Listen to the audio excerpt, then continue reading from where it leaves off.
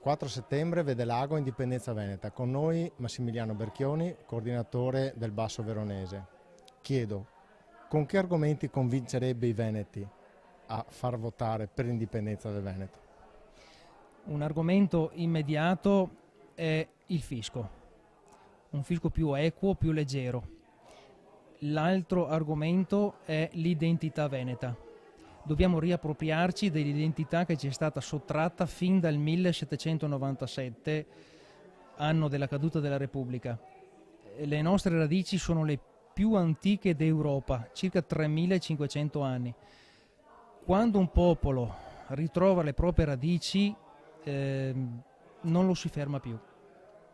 Io penso che anche la persona, faccio sempre un esempio banale, un barbone, nel momento in cui gli si dice guarda che la tua famiglia ha radici reali, questa persona riprende dignità.